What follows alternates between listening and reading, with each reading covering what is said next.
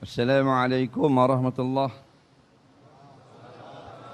Bismillahirrahmanirrahim. Alhamdulillahi rabbil alamin wassalatu wassalamu ala habibina sayyidina Muhammadin wa ala alihi wa sahbihi ajma'in. Amma ba'du, yang dihormati Tuan Pengerusi Majlis, seterusnya yang dikasihi Tuan Nazir yang telah memberi sedikit ucapan, keseluruhan ahli jawatan kuasa Masjid Al-Iktizam, semua hadirin hadirat muslimin muslimat sekalian, sama-sama kita panjatkan syukur banyak-banyak kehadirat Allah masih memberi kesempatan kepada kita untuk berada di dalam majlis ilmu dalam sesi kuliah maghrib kitab Anak Kunci Syurga. Insya-Allah pada malam ini kita sambung yang kita berhenti semalam di Masjid Negeri Shah Alam, iaitu pada muka surat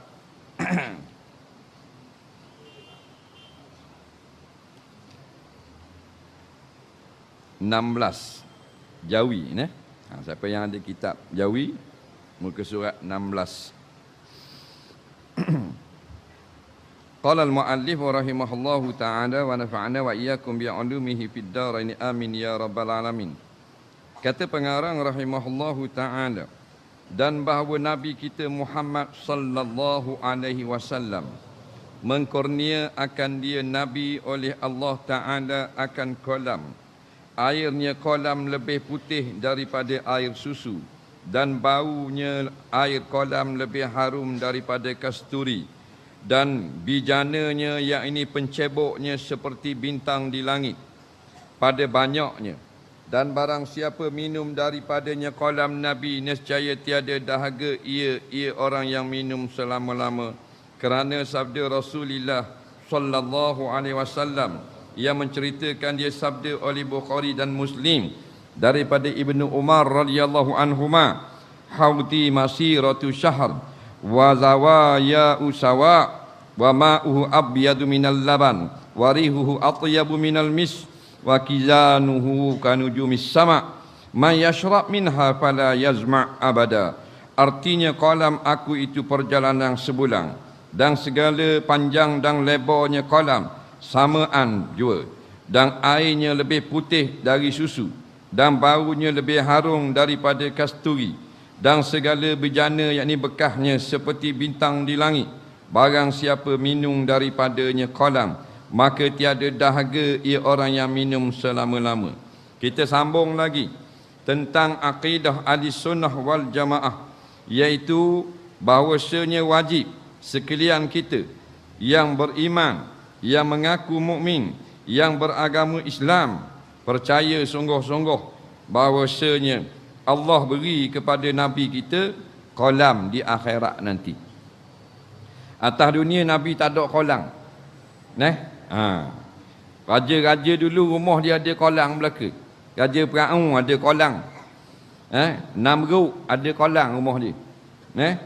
Qarun pun ada kolam. Rumah Rasulullah sallallahu alaihi wasallam sebagaimana yang diceritakan dalam kitab-kitab tarikh, hanya muat untuk 3 orang duduk dalam. Muat untuk 3 orang. Kalau tidur lebih sikit kaki kena dinding. Patu kepala selalu. Kerana Allah telah sediakan kemewahan bagi kekasih dia di akhirat nanti. Batu siapa yang telah dapat kemewahan di dalam dunia, maka dia bertuah. Kerana tak diberi kepada orang yang paling Allah kasih. Kesenangan dunia Allah tak beri kepada Nabi dia. Kalau Allah beri dah kepada kita, maka orang tu bertuah. Dengan syarat dia taat kepada perintah Allah dan Rasul. Kalau dia senang dah di dunia, dia tak taat perintah Allah dan Rasul, maka dia tidak bertuah. Tapi semulia-mulia kolam, tiada bandingan kolam Kausar. Satu hari Nabi sedang duduk nyanda di tiang, maka tiba-tiba jadi gelisah dan berpeluh. Selepas daripada itu, sahabat tanya, kenapa? Maka Nabi SAW pun berkata, mu tahu tak apa yang berlaku tadi? Sahabat kata, Allahu wa rasuluhu a'lam lah. Allah dan Rasul lah yang tahu. Kami tak tahu. Baru sekejap tadi, Malaikat Jibril AS mari. Mu tak nampak. Dia waktu turun surah Al-Kausar kepada aku. Lalu Nabi membaca Bismillahirrahmanirrahim. Inna a'tainakal kausar. Fasalli li rabbika wanhar. Inna syani'aka huwal abtar. 3 ayat sahaja. Surah yang paling pendek. Inna sesungguhnya kami, kata Allah, a'tainaka, kami telah beri kepada kamu wahai Rasulullah Al-Kausar, iaitu Al-Kausar. Maka Nabi tanya sahabat, ya ashabi, wahai sahabatku, hal tadruna mal kausar, apakah kamu tahu Kausar itu apa? Maka jawab sahabat, Allah wa rasuluhu a'lam, Allah dan Rasul lebih tahu. Kemudian Nabi pun membacalah hadis yang kita dengar tadi, yang ini Allah beri kepada Rasulullah kolam di akhirat nanti, ya, yang sangat besar. Perjalanan kolam je kalau kita berjalan sebulan, ya. Dalam hadis tadi kita dengar Rasulullah cerita pula haudi masirati syahr, maknanya perjalanannya sebulan. Sehari kalau kita berjalan 25 batu. Kalau sebulan bayang, ada tak orang kolam renang 25 batu? Ada presiden mana kolam renang 25 batu? Tak ada. Presiden Amerika 25 meter kolam renang dia. Faham? Besar kolam renang Olimpik 50 meter. Ada tak kolam renang Olimpik 100 meter? Tak ada. Masiratu haudi, perjalanan kolam aku daripada ujung belah ni ke ujung belah ni, nampak? Syah, iaitu sebulan. Sehari kita berjalan kaki, iaitulah 25 batu. 2 hari 50 batu. Bermakna kalau sebulan berapa batu? Acu kali matematik.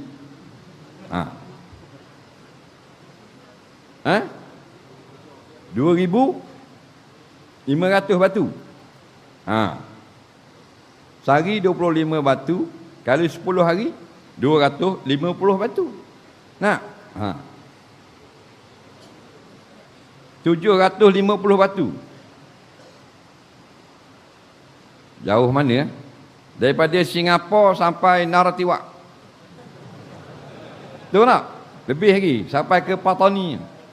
Singapura sampai ke Kota Baru baru 500 batu. Faham? Besarnya kolam Rasulullah sallallahu alaihi wasallam. Kolam dia ni kolam renang, kan? Nabi menjelaskan lagi bahawasanya wa ma'uhu abyadu minal laban wa rihuhu atyabu minal mis. Warna air kolam Nabi atyabu minal laban, lebih putih daripada susu. Rupanya kolam ni kolam air minum. Nampak? Kolam air minum. Dan airnya bau lebih wangi daripada kasturi. Minyak wangi yang paling harum sekali di dunia, kasturi. Nampak? Kalau orang tanya minyak wangi benda yang paling harum, kasturi. Kerana Nabi kata atyabut tibi al-misk, sebaik-baik seharum-harum minyak wangi ialah kasturi. Kita kata, hei, bukan kasturi. Minyak wangi poison, lebih wangi. Orang ni bodoh. Pasal dia tak dengar. Setiap apa yang Nabi kata terbaik, maka itulah yang terbaik. Tak boleh lagi kita banding dengan hak lain. Kalau kita lain, saya suka minyak wangi ni, saya tak suka waktu tu, tak apa. Ni Rasulullah. Tak boleh orang bangkang, tak boleh orang potong dia. Nampak? Kerana wama arsalnaka illa rahmatan lil alamin. Tiada kami utuskan melainkan jadi rahmat kepada sekalian alam. Sekalian alam mendapat kasih sayang Allah berkat Nabi Muhammad sallallahu alaihi wasallam. Kolam ni rupa-rupanya kolam untuk minum. Dalilnya Nabi sebut lagi wakizanuhu kanuju bis sama, iaitu pencebok untuk minum gelas-gelas dia tu seperti bintang di langit. Mana wajah syabah dia kalau seperti bintang di langit? Ya, ini bilangan dia. Nah, kadang-kadang kanujumis sama maknanya diserupakan pada pihak memberi cahaya. Tapi di sini maksudnya pada bilangan. Bilangannya macam bintang di langit. Bintang beratus-ratus juta lah bintang. Maka siapakah yang akan minum? Umat Nabi Muhammad sallallahu alaihi wasallam. Maka sepakat ulama-ulama ahli sunnah wal jamaah mengatakan ada bagi Rasulullah kolam di akhirat nanti. Adapun kolam bagi nabi-nabi yang lain berlaku perselisihan di kalangan ulama. Faham? Ada pertikaian pendapat. Ada pendapat mengatakan hanya Rasulullah ada kolam, dan ada pendapat mengatakan nabi-nabi lain juga ada kolamnya. Cuma kolam Rasulullah yang paling besar dan yang paling banyak kebaikannya. Tapi kalau kolam Rasulullah tiada khilaf. Ni sepakat di sisi ulama-ulama ahli sunnah wal jamaah. Siapa nak minum kolam Rasulullah? Orang yang nak masuk syurga.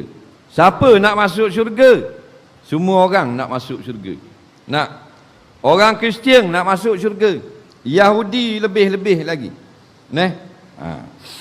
Tapi hanya orang-orang yang beriman sahaja yang boleh masuk dalam syurga. Baik lagu mana pun orang kafir tidak boleh masuk syurga. Ada orang kata tak adil lah. Dia orang baik. Dia bukan Islam tapi dia baik. Lebih baik daripada orang Islam. Tak adil lah dia masuk neraka. Jawabnya, adil tak adil ni tak boleh kita kata kepada Allah. Kerana semuanya harta Allah. Faham? Bila semua hak kepunyaan dia, kita tak boleh komplain. Faham? Yang kata tak adil ni kepunyaan orang lain, kita memandang-mandang, baru zalim namanya. Baru tak betul. Adapun sekalian alam ni hak siapa? Hak Allah. Ikut suka dia lah. Dia nak buat apa pun. Dia nak masuk orang yang semayang belaka malam neraka. Kita tak boleh kata apa lah. Segala orang yang pergi haji, semua dia bola neraka belaka. Tak ada masalah bagi dia. Boleh tak? Kita nak kata benda, barang dia. Macam harta kita. Kereta kita tak kenal cat ni, biru gelap. Kita buat cat baru pula, cat hijau. Umpamanya. Padahal kereta tu baru lagi ambil kedai. Baru 2 hari keluar kedai. Tapi tuan dia tak kenang, tak minat tengok warna biru gelap gitu. Bukan politik, mu jangan politik. Asal sikit politik ni cerita. Jadi tuan dia 2 hari keluar kedai, dia masuk dalam tempat sembuh body. Tukar color, zalim tak? Tak lah, kereta dia. Faham tak? Kalau kata orang kita buat gitu boleh tak? Tak boleh. Tuan dia nak balik kampung raya haji, tinggal anak kucing ke jerang dia. 3 hari nak balik. Jerang dia ambil anak kucing, start kereta, buat pergi sembuh kala lain. Faham tak? Bubuh spoiler. Bukan belakang, depan. Spoiler. Faham tak? Cermin buang, letak cermin aku. Hak buka gini pakai ita gitu. Zalim tak? Zalim pasal hak jiran. Semua pada alam ini milik Allah, maka ikut suka dia. Dia nak buat apa pun. Dalam Quran kata fa'alul lima yurid. Dia bebas berbuat apa saja yang dia nak berbuat. Faham tak? Ini kita siapa nak komplain Allah Ta'ala? Kenapa Allah buat gini? Kenapa Allah tak buat gini? Kau banyak cakap. You think this land belong to your grandmother? Mengingat bumi ni hak tok mu. Hak Allah Ta'ala. Hadza ardu milkun lillah. Ini bumi milik Allah. Langit juga milik Allah. Tak usah cakap banyak. Faham? Dia nak buat apa, nak buat natang agama, nak buat natang gini, nak buat ular gini. Dia buat ular tak ada kaki. Jangan komplain. Nak buat apa ular jadi tak ada kaki, patut buat lapang kaki dia. Banyak cakap sungguh. Nampak? Tak usahlah kata, nah, Allah begini. Kok pandai dia, harta dia. Jadi, apabila baik lagu mana pun, kalau kafir, tidak masuk syurga. Tepat dia, neraka. Ada orang kata, kalau orang kafir, dia baik di dalam dunia, dia tidak buat zalim, cuma dia tidak beriman, cuma dia agama kafir, dia suka derma, tolong sesama makhluk, maka di akhirat kayak gini, dia tak masuk syurga dan dia tak masuk neraka. Dia duduk tengah-tengah. Ini karut belaka. Kerana dua saja tepat di akhirat. Fariqun fil jannah wa fariqun fis sa'in. Satu ke syurga, satu ke neraka. Tak ada tepat yang ketiga. Nampak? Dah zalim lah, dah dia baik, tiba-tiba masuk neraka. Baik kok mana kalau tidak beriman? Faham? Sejahat-jahat orang beriman, berjudi, minum arak dan sebagainya, tapi dia beriman, maka ada perkara yang paling mahal pada diri dia, dia layak ke syurga. Faham tak? Padahal minum arak banyak dah. Bia minum, toddy minum, bacardi minum, jenis stout minum, wine, champagne, minum belaka dah. Cuma dalam hatinya ada iman. Percaya tentang ketuhanan Allah, percaya Nabi itu utusan Allah, maka dia layak masuk dalam syurga. Dah tu jahat minum arak, berjudi, menipu gitu gini, tahu dah jahat, tapi ada permata yang lebih mahal. Barang mahal ada, mana barang mahal? Tu iman. Nampak? Maka barang mahal inilah yang melayakkan orang-orang Islam yang berdosa masuk ke dalam syurga. Kata Imam Nawawi, al-muslimu waliyullah walau kana fasika. Orang Islam itu semua Allah kasih, sekalipun dia adalah fasik, mengerjakan dosa. Faham? Kerana kemahalan harga iman yang ada di dalam hati. Batu kalau semayang kita Tuhan tak terima, boleh tahan kira lagi. Kalau zakat kita Tuhan tak terima, okey lagi. Kalau haji kita tidak diterima, boleh tahan lagi. Kalau sedekah derma kita Tuhan tolak, boleh tahan lagi. Jangan iman kita ditolak. Bila iman ditolak, tak layak masuk syurga, masuk di dalam neraka dulu, kini dan selamanya.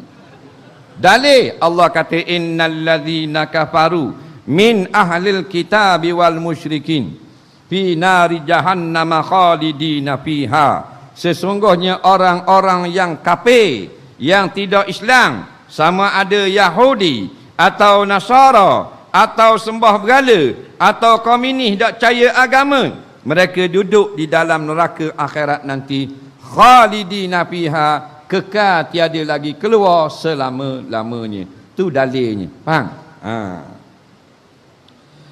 Maka yang dapat minum hanyalah orang-orang yang beriman sahaja, kolang Nabi. Ada pengumuman sikit. Kereta WTF 255 pesona kelabu mengganggu lalu lintas utama. Tolong alih, jangan dengar saja. WTF 255 pesona kelabu.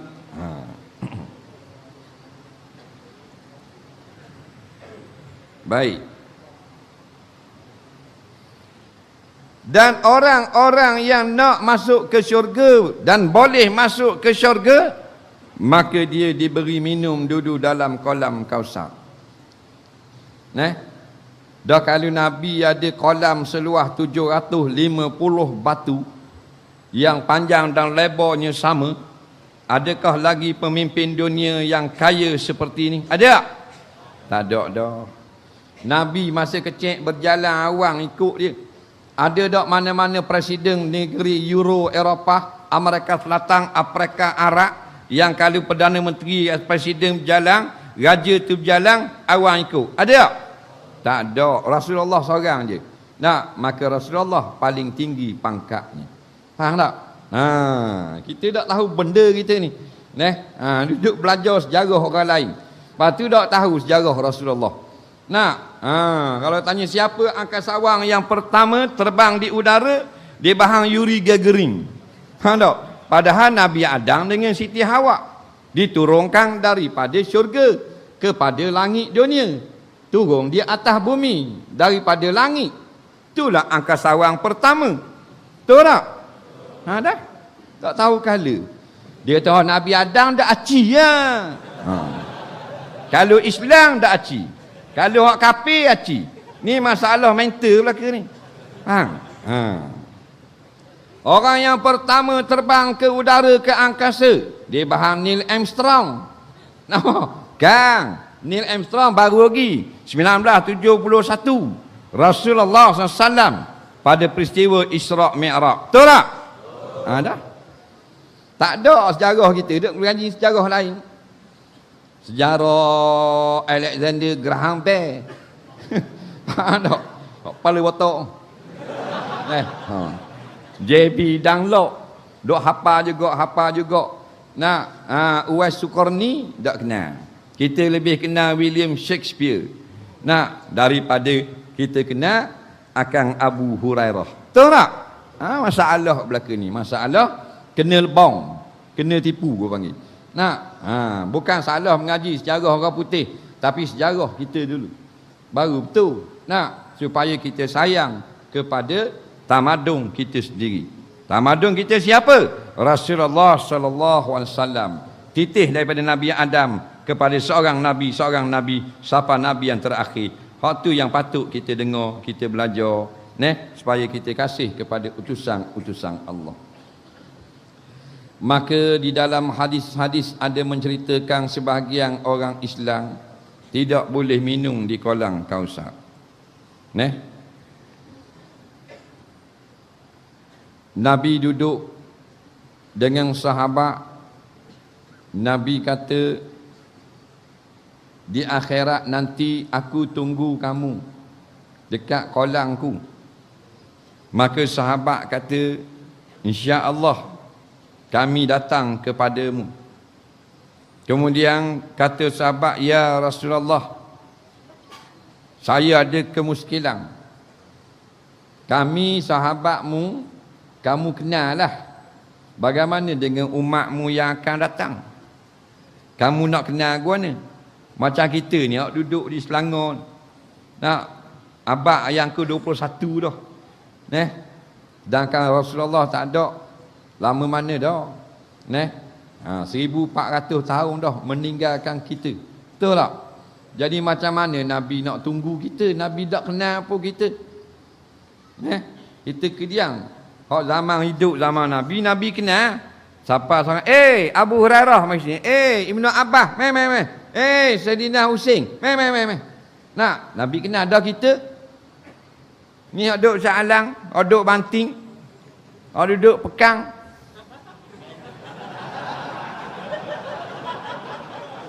Hak duduk Al-Ustaz. Nak kenal aku ni. Maka Nabi tanya balik sahabat.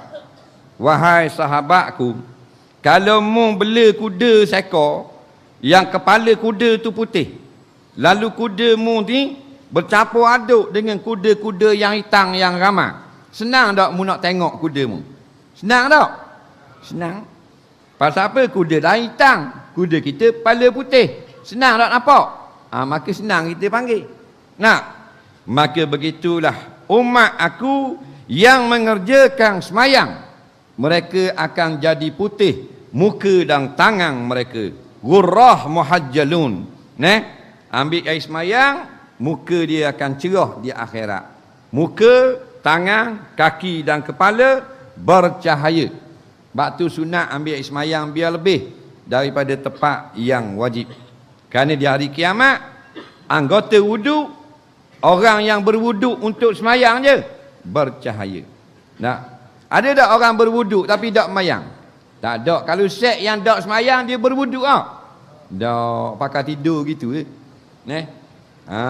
jadi Nabi kenallah umat. Nabi pun panggil, aqbil ilayya, datang kamu kepadaku ke kolam Kausarku.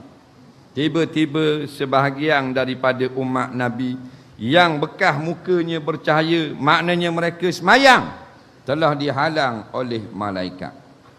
Malaikat belak tak beri, padahal muka bekas ambil wudu. Maknanya mereka mengerjakan semayang 5 waktu. Maka kata Nabi, kenapa kau halang? Sedangkan mereka adalah umatku yang aku kenal daripada cahaya air semayang mereka.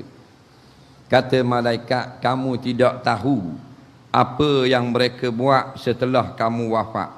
Mereka mengubah segala hukum-hukum.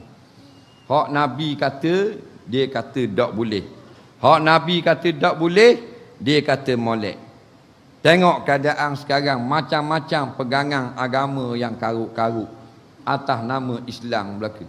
Islam liberal, Islam plural, Islam nasionalis, macam-macam pesen Islam.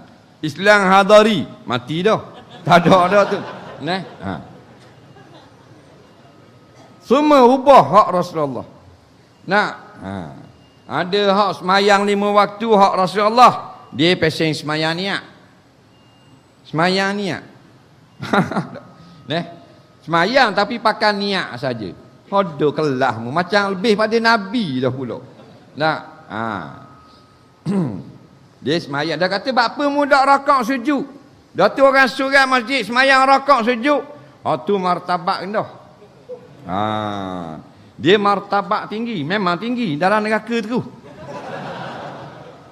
Faham tak? Jadi jangan kita cari martabat. Martabat tinggi tak payah carilah. Kerana bila kita baik, Allah angkat kita. Kalau kita jahat, jangan putus asa, bertaubat kepada Allah. Maka diubah, yakni direka-reka akan perkara-perkara yang tidak dibenarkan oleh agama. Yang tak dapat minum ni bukan orang yang melakukan dosa, bukan, tapi orang yang mengubah agama. Yang melakukan dosa dibenarkan minum di kolam Kausar. Hak pernah curi boleh minum di kolam Kausar. Hak pernah minum arak boleh curi di kolam Kausar. Hak pernah berzina boleh minum di kolam Kausar. Hak pernah main judi boleh minum di kolam Kausar. Ini kata ulama. Yang tak boleh orang yang pindah hukum agama. Faham tak? Reka hukum agama. Dalam bab semayang macam tadilah, orang semayang pakai rakaat sujud, dia semayang niat. Orang buat haji di Mekah, dia buat haji Pulau Pinang. Faham tak? Pakai reka hak baru. Orang bayar zakat, dia kata zakat tak payah bayar. Orang puasa bulan Ramadan, dia kata boleh makan tiap hari. Niat saja puasa sudah memadai. Ini orang-orang yang tidak boleh minum kolam Kausar. Dan juga orang yang pindah hukum-hukum berkenaan dengan nikah kahwin, jual beli dan sebagainya. Di antaranya menghalalkan riba. Sedangkan Allah menghalalkan jual beli. Halallahu al-bai'a wa harrama riba. Allah menghalalkan jual beli. Allah haramkan riba. Dia kata kalau kita tak jalankan riba, maka ekonomi kita menjunam jatuh. Maka kita mesti buat riba untuk meneguhkan ekonomi. Orang ni tak dapat minum di kolam Kausar kerana dipindah hukum agama. Ataupun dipindah hukum-hukum berkenaan dengan nikah, wali dan sebagainya. Atau dalam hukum-hukum berkaitan dengan mahkamah. Umpamanya kalau orang curi, ditengok dulu. Kalau orang tu orang-orang yang hebat-hebat, maka buang kes. Kalau orang kapung, penjara 3 bulan. Tengok surat khabar. Penganggur di penjara 3 bulan kerana mencuri 6 biji telur. 6 biji telur. Sutir telur harga 5%. 6 utir telur 3 riyal. 3 riyal punya kes 3 bulan kena je. Dah kalau orang hebat-hebat. Datuk Pulan di penjara sehari kerana menyelewengkan 9.2 juta. 9.2 juta penjara sehari. Faham tak? Waktu curi telur nauti 3 bulan. Itu peraturan Allah, peraturan manusia. Mu jawab di akhirat kat gini. Faham? Mu jawab kat gini. Maka orang yang mengubah peraturan seperti itu, dia tak dapat minum di kolam Kausar. Kata ulama tafsir, arti tak dapat minum ialah menuju ke neraka Allah. Na'udzubillah. Lebih jelas lagi dalam satu hadis Nabi kata, tak payah tafsir hadis ni, terjemah saja. Satakunu ba'di umara yakzimun wa yazlimun faman dakala alaihim fasaddaqa bikazibihim wa aana ala zulmihim falaysa minni walastu minhu walam yarid ala haudi au kama qala rawahu at-Tabarani wad Daruqutni. Akan ada kemudian daripada zaman aku nanti orang-orang yang Allah beri mereka kuasa menjadi pemerintah di dalam negara. Dok kira lah di Mesir ke, di Syria ke, di Jordan ke, di Libya ke, di mana-mana saja, Malaysia kok pandai di mana saja. Tetapi mereka ini melakukan kezoliman. Mereka ini melakukan penipuan. Maka barang siapa daripada rakyat yang pergi tolong penipuan mereka, tolong kezoliman mereka dan membenarkan kedustaan mereka, maka bukan daripada kalangan aku bukan daripada kalangan dia. Dia tidak akan dapat minum di kolam kausarku di akhirat nanti. Jelas tak lagi? Lepas tu jelas dah nak kira ke mana? Kira malam ni lepas tu esok buat dok mula.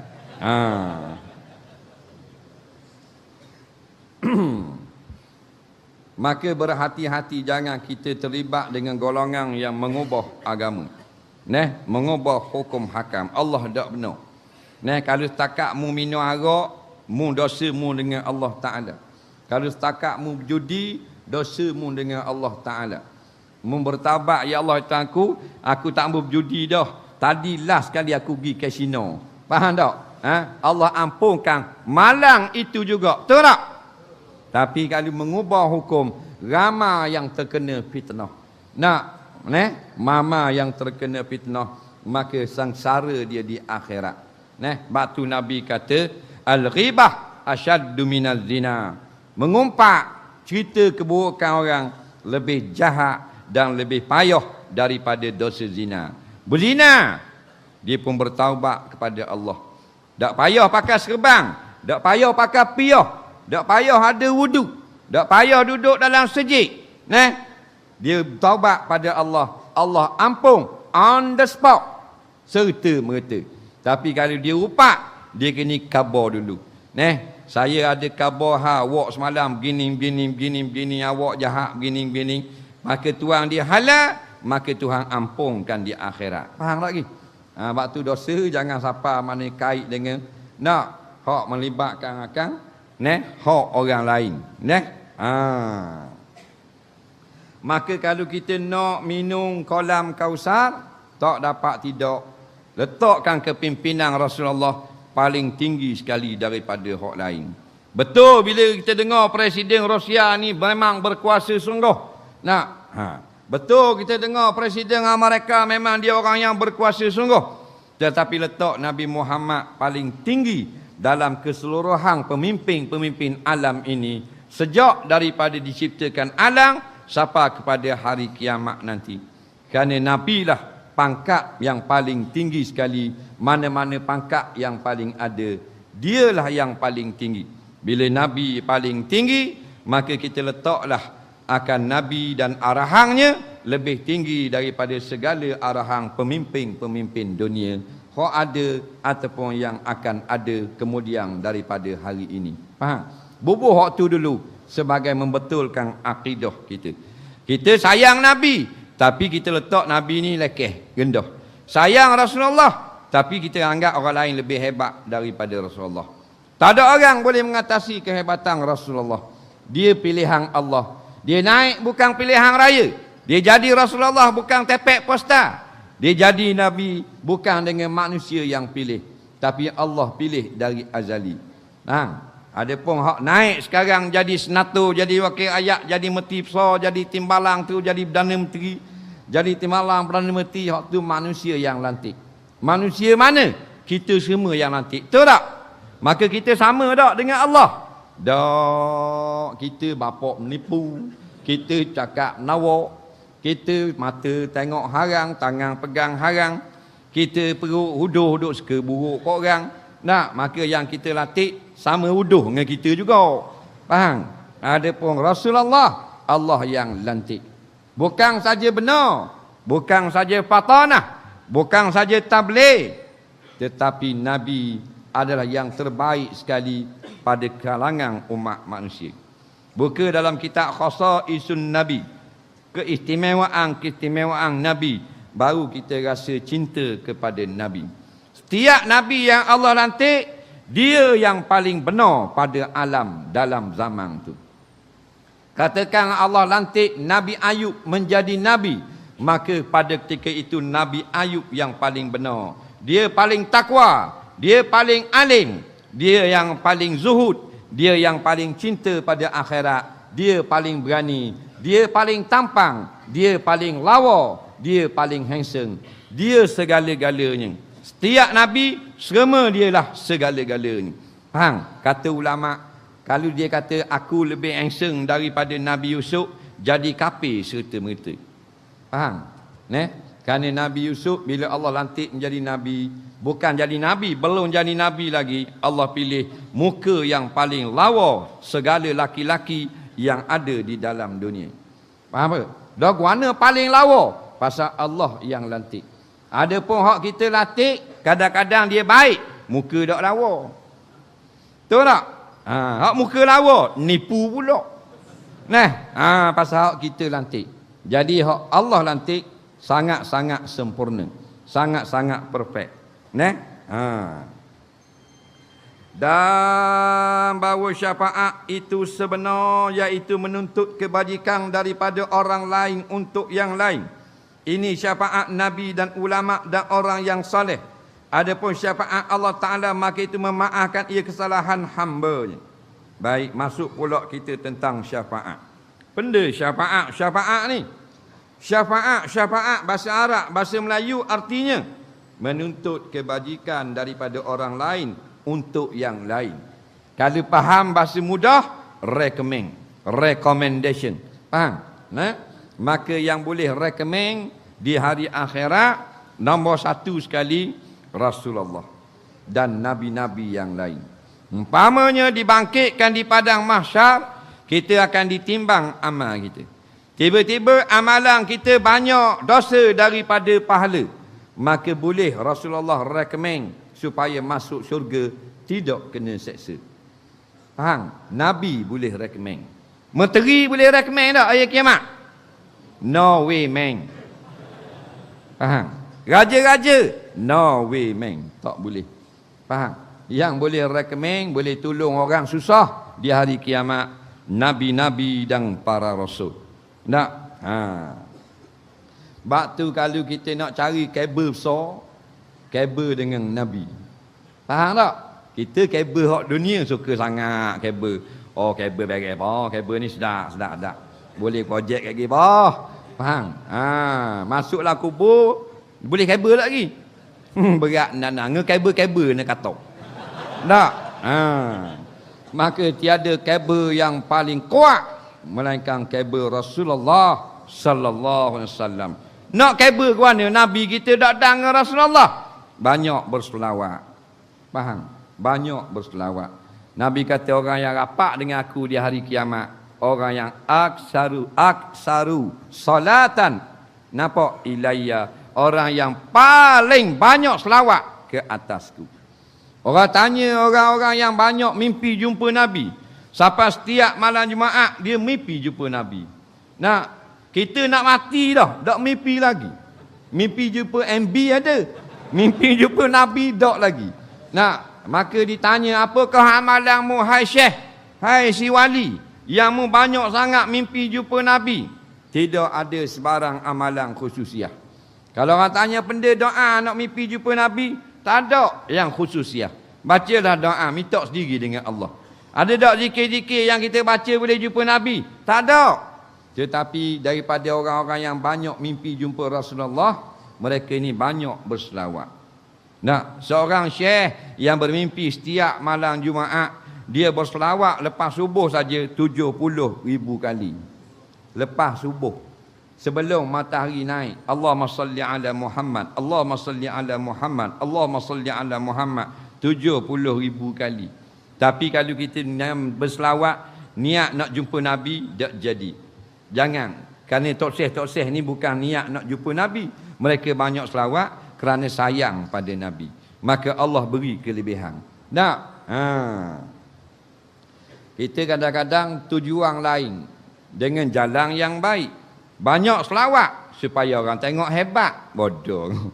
Banyak berzikir supaya jadi kebal. La ilaha illallah. Dia amal zikir. Yang dia kata zikir ni kalau dia baca sebanyak 70 juta kali, dia renung gelas pecah. Nampak? 70 juta kali kena baca. Kalau tak silap 70 juta ke 70 ribu rasa.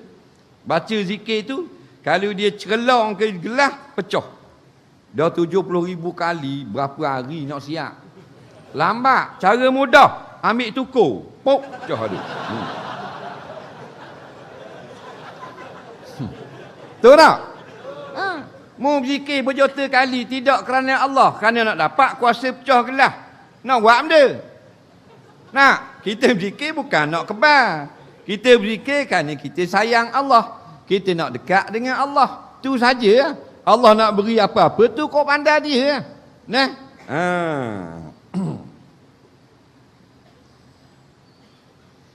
Macam-macam pelik-pelik lah ni. Baca ayat ni 400 kali boleh jemerang sungai, tak payah tenggelam. Kaki memang tak tenggelam. Oh, percaya juga. Satu ayat tu dekat 2 minit.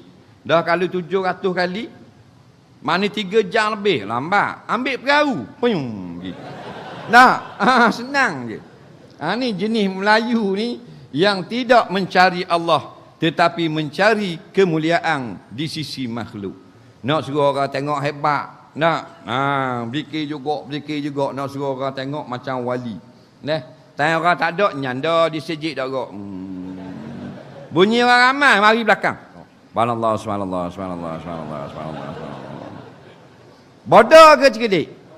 Dah. Biar ikhlas kerana Allah, sebutir tak apa dah. Subhanallah. Kerana Allah tamlaul mizan, sepenuh neraca di hari kiamat. Nak? Allah tak tanya banyak, diterima yang baik sahaja. Banyak tak terima. Kalau tak molek. Kalau baik sedikit sudah memadai. Batu besar ni sutir saja. Batu berliang. Berapa harga? RM50,000. Faham? 35 karat besar gitu. Keluar star gidi. Sutir RM50,000. Faham? Kalau batu murah, batu kelikir, 1 lori RM50. Faham tak? Maka yang memberi syafaat nombor 1 sekali Rasulullah. Batu guana kita ni yang gilawang sangat Rasulullah. Orang nak menyapa hadis pun marah. Ngajar agama pun marah. Nak? Molek-molek ada nak mengajar dalam masjid, tak benar. Kita tidak benarkan mengajar dalam masjid. Dan nak ngajar di mana? Disko. Tak? Ni masalah orang kata bodoh, marah. Bang, orang beri kuasa supaya kamu makmurkan masjid. Bukan kuasa supaya kamu kosongkan masjid. Kalau nak suruh jadi kosong masjid, aku tak layak latih mung. Aku latih syaitan. Mana senang sikit. Faham? Kita latih manusia supaya dia ni nak memakmurkan masjid. Nak? Dia ngaku orang Islam tapi dia halang daripada masjid dimakmurkan. Lepas tu sibuk nak pergi Mekah. Lepas tu sibuk nak rebang lembu. Patut lembu tu sembelih dia. Kita ni kalau dok join kuliah, dok join ceramah agama, tak apa lagi. Tapi hati rasa kasih. Aku tak boleh pergi kerana aku sibuk. Tapi aku seronok, aku kasih pada majlis gitu. Faham? Orang ni tak apa lagi. Bukan musuh orang-orang beriman. Jangan jadi musuh para nabi, musuh orang beriman. Dah lah tak suka ceramah, halang pula ceramah kuliah tazkirah di dalam masjid dan surah. Nak? Lepas tu mati, panggil Tok Imam, ajar baca telking. Banyak cantik. Masa mu hidup, mu tukang halang ceramah. Masa mu hidup itu mu tukang halang tazkirah. Bila mu mati mu nak upah tu imam dengan kain plekat pula. Cak gajah duduk. Hei, tak jadi. Neh. Tu imam kata iza ja'akal malakani al-muwakkalani bika wa bi amsalika min ummati Muhammad. Nampak? Fala yur'ibak wala yur'ijak. Hei si pulang. Bila datang sekejap lagi dua orang malaikat, yakni Munkar dan Nakir, kepadamu untuk menoal kamu, untuk bertanya kepada kamu, jangan kamu rasa ragu dan bimbang, jangan takut sedikit pun. Mestilah mayat tu takut, sebab masa hidup dia menghalang ceramah agama di dalam masjid. Betul tak? Bang, takut ke tak? Takutlah dia. Nah, macam orang ada dadah dalam kocek dia. Dalam kocek kanan heroin number 4 3 kilo. Dalam kocek kiri pil kuda 5,000 butir. Dalam stoken elik kanan ekstasi 8,000 butir. Stoken kiri pula ada pil beruk 6,000 butir. Dalam underwear pula ada benda udaming. Bukan udaming, ketaming, ketang. Udang Allah.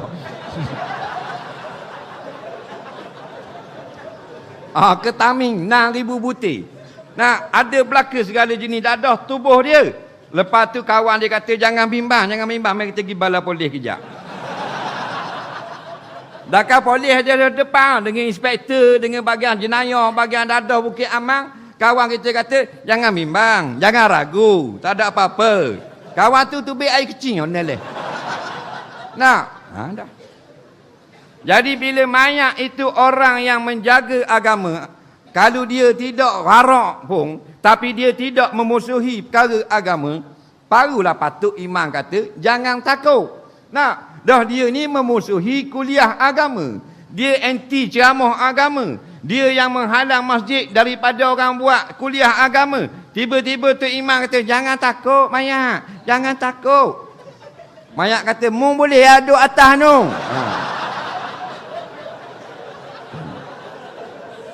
Ini masalah. Bukan kita nak kata siapa-siapa. Tak. Buat pengajaran.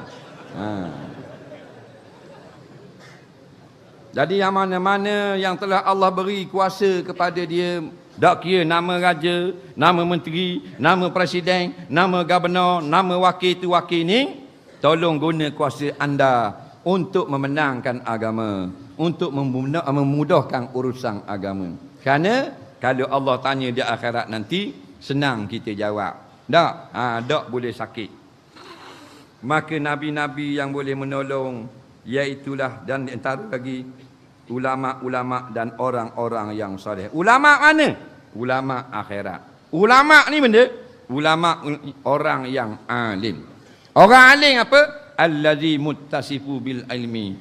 Orang yang ilmu ada dalam tubuh badan dia, bukan dalam kitab, bukan dalam almari. Ilmu dia bukan dalam buku, ilmu dia bukan dalam Google, ilmu dia bukan dalam buku rujukan. Ilmu dalam diri dia, maka dipanggil ulama. Faham? Tetapi ulama al-alim, alimani. Orang alim dua, ad-dunya wal akhirah. Dunia dengan akhirat. Lagu mana ulama dunia? Ulama dunia mendiamkan perkara yang sepatutnya diberitahu kepada orang. Kenapa dia diam? Kerana menjaga periuk nasi. Faham? Tapi mu jangan tuduh pula orang ni. Sifat untuk dikenali. Ada orang kata orang alim dunia yang dia ngajar, orang bagi duit, dia ambil. Tu karuk. Faham? Nak dengar masalah fatwa hukum akam, dengar ulama yang muktabar. Jangan dengar kawan-kawan kata. Faham? Batu perkataan-perkataan disandarkan kepada ulama. Tak ada hukum-hukum disandarkan kepada tukang pahit. Faham tak? Umpama kita tak ada dengar lagi tak?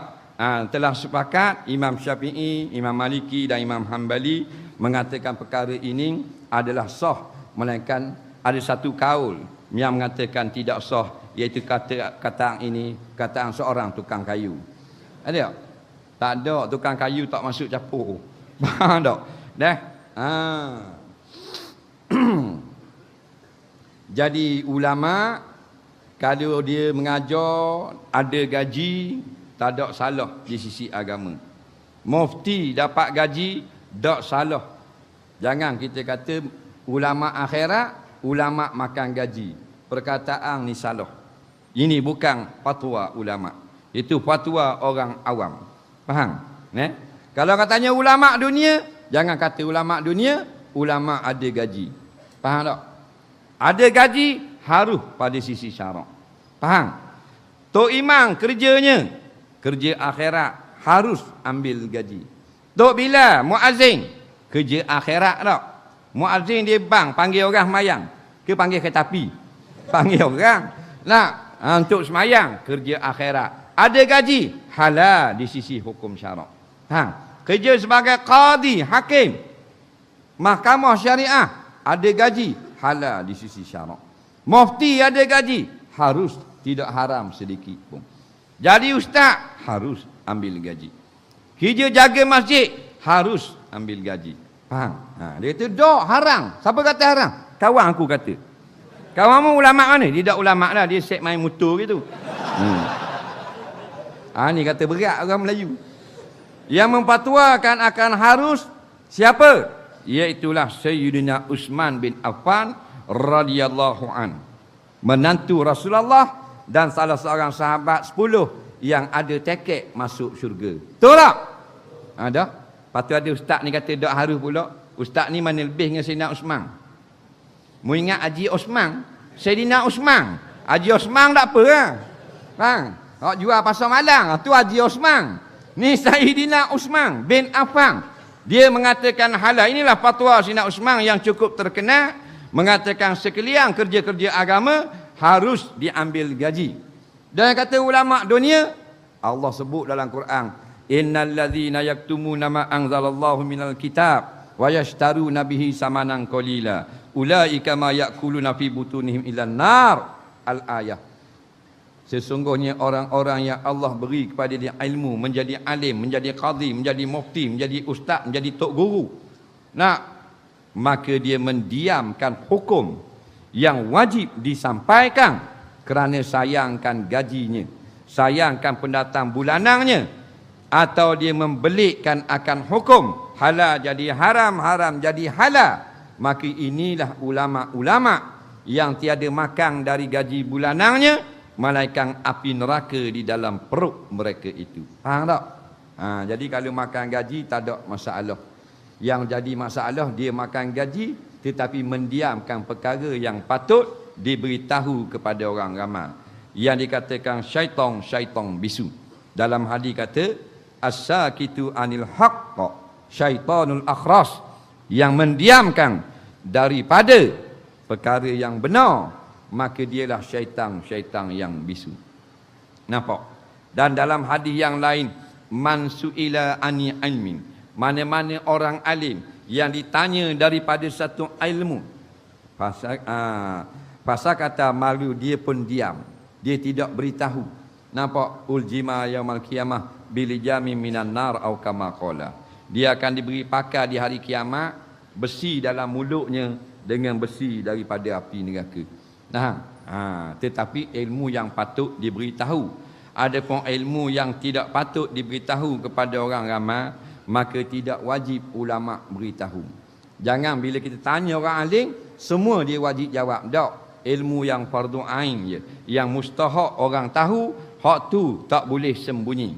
Kerana ada juga ilmu yang boleh sembunyi. Ada juga ilmu boleh sembunyi. Tak berdosa ke, tak khabar? Boleh. Dah apa tak khabar kau orang? Khabar kau tak faham kau? Betul tak? Ada ilmu kalau kita khabar kau tak faham? Ada tak? Ada tak? Tok Kenali dia mengaji dengan Syekh Ahmad Fatani. Syekh Ahmad Fatani ni ulama Fatani. Yang bermukim di Mekah, mengaji lama di Mekah. Yang sangat terkenal namanya di ulama-ulama Arab. Jadi dia pernah bersama dengan Tok Guru dia Syekh Ahmad. Tok Kenali ketika itu sudah menjadi mufti. Artinya boleh memberi fatwa dalam mazhab Syafi'i di Mekah. Hebat Tok Kenali Kelantan ni. Faham tak? Maka ditemang Tok Guru dia pergi ke Kaherah kerana berjumpa dengan beberapa orang ulama di Kaherah, ulama Mesir. Maka 3 hari berbincang. Syekh Ahmad Tok Guru Tok Kenali ni bincang dengan ulama-ulama Mesir. Cakap Arab nah. Kata Tok Kenali, hari pertama aku masih faham bab apa yang dibahaskan. Hari kedua dan hari ketiga Tok Kenali kata aku sudah tidak faham satu lapah jua pun. Tingginya ilmu ulama-ulama ni. Padahal Tok Kenali masa tu sudah boleh memberi fatwa dalam mazhab Syafi'i. Faham tak? Nak khabar, bapak mufti dah masih tak faham lagi perbahasan Syekh Ahmad Fatani dengan ulama-ulama Mesir. Ni kita hok cak ayang, hok berok darah. Faham tak?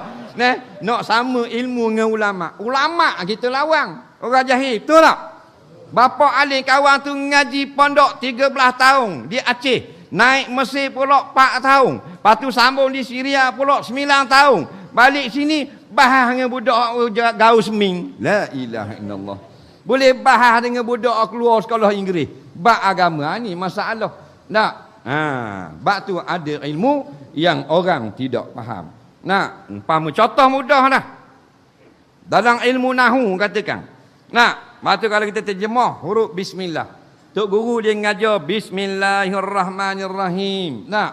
Dia pun terjemah dengan nama Allah yang amat murah lagi kasih sayang. Orang ramai faham tak? Faham tak? Faham lah. Pasal terjemahannya mudah, ilmunya mudah, ijma. Dengan nama Allah yang maha murah lagi kasih sayang. Faham tuan-tuan? Faham. Tok Guru pun masuk ilmu nahu. Bermula ba, huruf ba pada bismillah, ada 2 mazhab ulama. Ada mengatakan ba itu asliyah, ada mengatakan ba itu zaidah. Kalau ba itu asliyah berhajat kepada tempat yang menjadi muta'alaq. Maka kalau muta'alaqnya terbagi kepada 2. Ada muta'alaq am, ada muta'alaq yang khas. Faham lagi? Tu nampak tak contoh? Tu baru huruf ba pada bismillah, belum masuk surah. Jadi sama tak kita orang awam dengan ilmu ulama? Tak, tu baru kita hak bodoh kali. Dah kalau ulama hak pandai. Faham? Lepas tu jangan kita berasa bila ada sedikit ilmu, ilmu kita setara ulama. Faham? Maka ulama-ulama akhirat tak ada kira. Tak boleh ngajar dalam sejik atas padang. Tak boleh ngajar atas padang, ada ke mana saja, tepi lokang pun tak apa, dalam futsal pun tak apa. Bila-bila masa saja. Tak mau dengar, sudah. Nak dengar, beres. Faham? Dah tu orang beri duit, orang sejik bagi duit ke ustaz-ustaz, nampak ramai. Ni yang pergi ambil pula, haram tak ambil ya? Haram kepala otak pun. Marah tu. Faham? Imam Syafi'i rahimahullahu ta'ala mengajar di depan khalifah. Khalifah beri 10,000 dinar. 1 dinar berapa? Ringgit Malaysia. Faham tak? 10,000 dinar. Imam Syafi'i, bapak warak, bapak zuhud, ambil. Tak? Dah lepas tu kita nak kata Imam Syafi'i bodoh. Dia ambil duit. Ulama akhirat, ulama dunia nak kata dia. Boleh tak? Imam Hambali yang tidur hanya 3 jam pada waktu malam, hak bakinya solat tahajud. Diberi oleh seorang kaya kerana sedap dengar dia ngajar dengan pitih mah 1 karung. Imam Hambali ambil. Tak ada salah. Faham? Jangan kita lebih warak daripada ulama-ulama. Faham? Jangan bila lebih pada ulama jadi warak dong wa barkung. Nak tasawuf biar ikut panduan tasawuf. Jangan tang jauh. Makin jauh. Yang salahnya kerana duit, kerana wang, kerana harta dan sebagainya. Kemudian ada pun syafaat mengeluarkan orang yang mengerjakan dosa-dosa besar daripada api neraka. Maka telah tetap ia dengan hadis yang mutawatir. Seperti sabda Nabi SAW, syafaati lil ahlil kabairi min ummati. Artinya syafaat aku bagi yang mengerjakan dosa-dosa besar daripada umatku. Baik.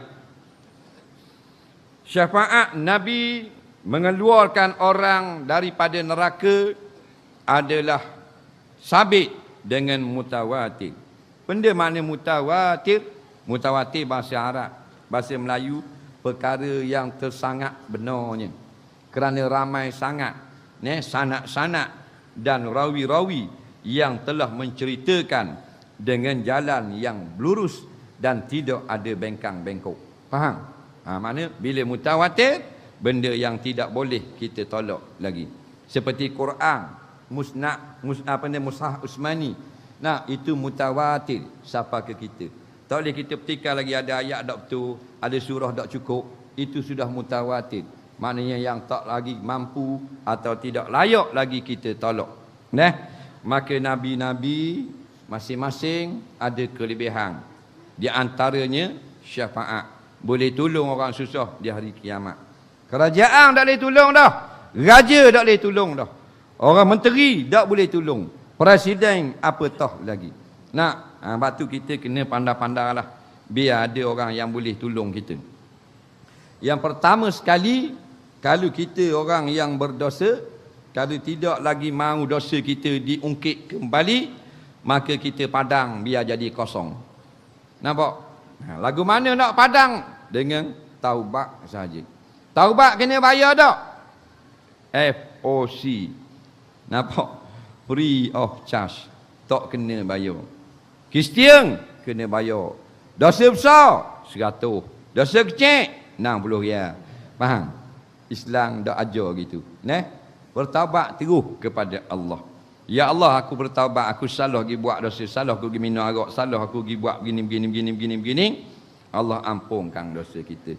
Dengan syarat kita rasa kerana bertaubat kerana Allah. Faham? Dua jalan dosa akan ditanggalkan daripada kita.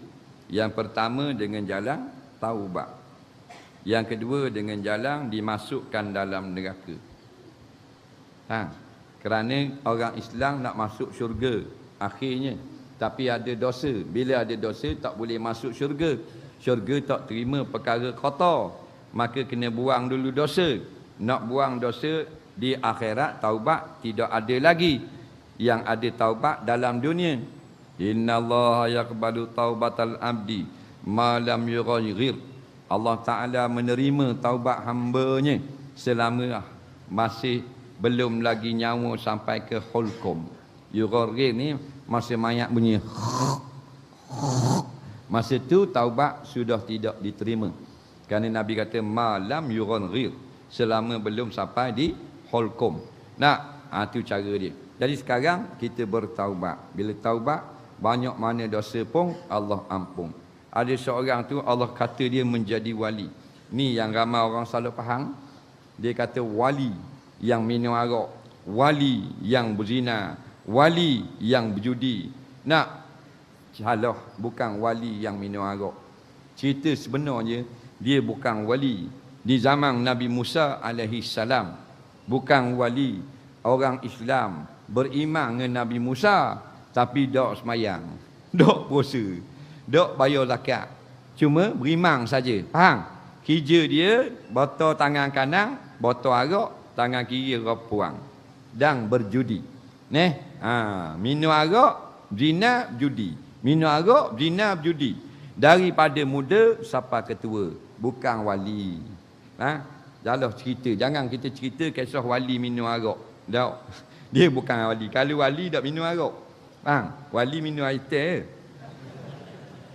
Jadi dia tak pernah buat amal. Dekat dengan nak mati, dia bertaubat kepada Allah. Dia taubat. Bila dia nak mati, dia rasa dah gok dah, dia taubat pada Allah, lalu dia pun mati.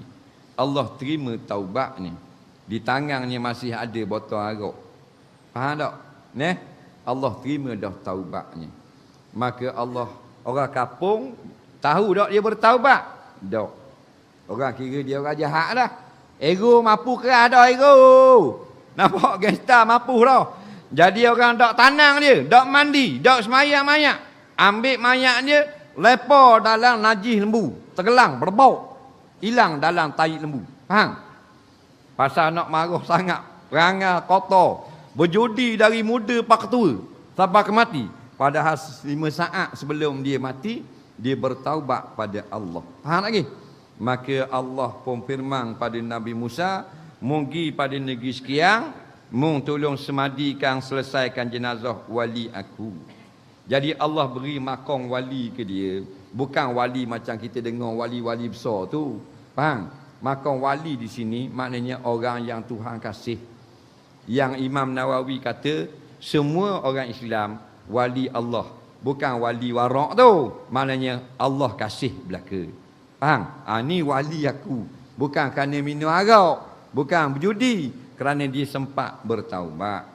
Dang tak semayang? Tak dang. Pergi ke Mekah? Lagi tak dang lagi. Nak, cuma dang bertaubat saja. Maka orang kampung kata, mungkin tarik diri Musa. Ada lantai lembu. Malah kami layang. Gangster tu. Nampak? JKK. Maka Nabi Musa heret buat keluar bersih najis pun mandi dan sebagainya.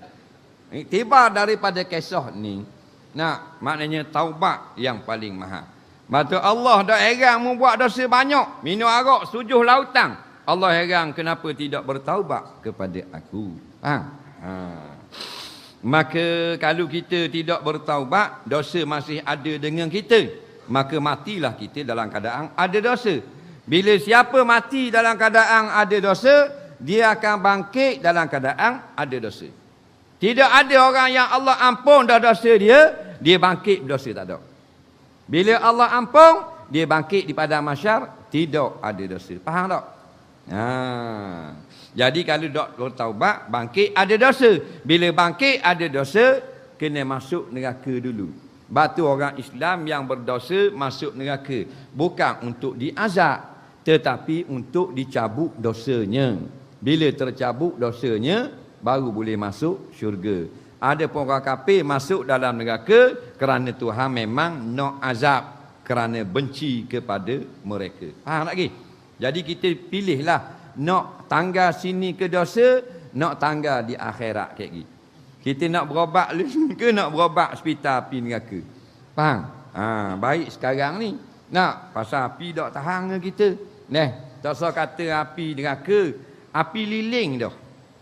Liling itu kita pasang liling di rumah, balik lagi pasang liling. Tak bubuh liling, beli sebatang, nyala tak kita cek? Nyala tak? Nyala. Faham tak? Kita buang seluar dalam, selok kain, duduk kat api tu. Jangan lama, 15 minit. Memang tak boleh zuriat kalau kahwin. Faham tak? Jeng habis. Nampak Angry Bird. Tu baru api liling, belum masuk neraka lagi. Na'udzubillah. Minta berlindung. Walaupun mata kita layak masuk neraka dah, tangan kita layak masuk neraka, kaki kita layak masuk neraka, hati kita kotor layak masuk neraka. Tak? Kita tak nak juga masuk neraka. Kita nak rahmat Allah, nak mengatasi kemurkaan Allah. Kita nak juga syurga Allah, bukan dengan amal kita yang sedikit ni. Dengan sebab kasih sayang Allah. Dan bahawa Allah Ta'ala ada baginya malaikat yang sangat banyak. Wallahu a'lam. Kita ada 1 jam lagi masa untuk menjawab soalan. Boleh Baik, sebelum kita jawab soalan, diwakilkan untuk mengumumkan kutipan sumbangan dana pembinaan bangunan baru Masjid Al-Iqtizam. Jadi di antara tujuannya untuk membina ruang solat yang boleh menampung 8,000 orang. Dewan seberguna, ruang letak kereta, ruang komersial dan lain-lain kemudahan masjid. Jadi petugas hendaklah mulakan tugas mengutip derma.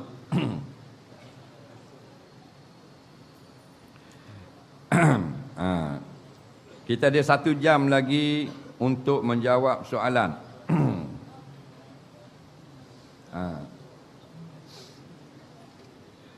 Dia ada nombor tu dekat beg.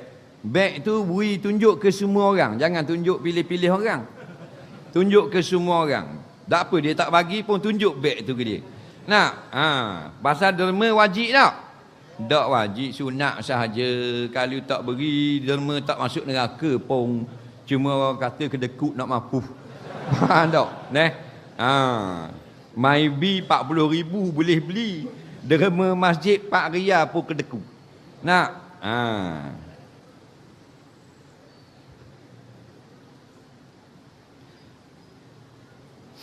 Spoiler 350. Nak, takkan tak boleh derma 35 riyal untuk masjid yang iktizam ni. Derma yang kita beri ni bukan untuk Tok Imam nak baiki rumah dia. Bukan untuk Tok Bilal nak buat bayar down payment. Bukan untuk AJK masjid nak buat beli spek rebeng, kan? Bukan untuk ustaz buat ngajar, bukan untuk masjid. Faham tak? Untuk masjid je. Lajunya sampai belakang tu dah. Ramai yang terselamat.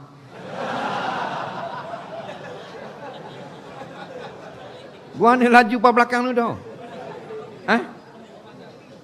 Tak mari sini. Patah balik tak kena kutip gini. Tak kena, kesian kau orang. Duduk dalam masjid, jangan lupa niat iktikaf. Kadang-kadang tubik dari masjid dah, Allah dah ingat nak niat iktikaf. Boleh tak niat lagi? Boleh apa? Pergi kota jannah duduk dalam mulut dah.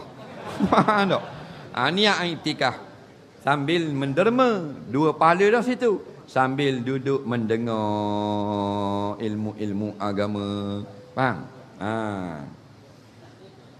Luar-luar ni kutip belakang tu, di ujung-ujung kat kedai tu. Belakang tu duduk berasak molek tu.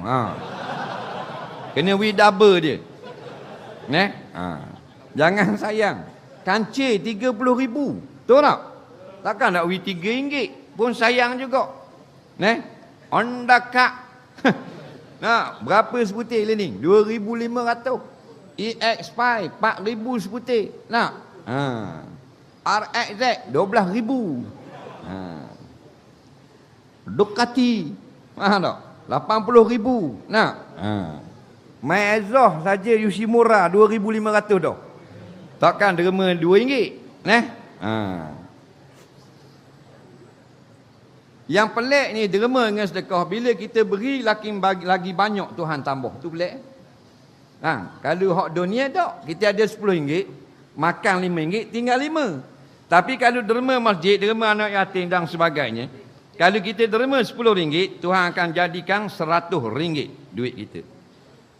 Yang daripada kita tidak sangka. Kadang-kadang dengan RM10 malam ni kita beri dalam duit tabuk derma ni, kita terlepas daripada kemalangan minggu depan. Patutnya lori tu hentang kita dah. Tapi terlepas, miss. Kenapa? Berkat kita derma malam ni. Betul tak? Ini semua kerja Allah. Jangan kita, aku nasib baik aku pandai lo, aku tak break gini, terlepas. Padahal Allah jaga.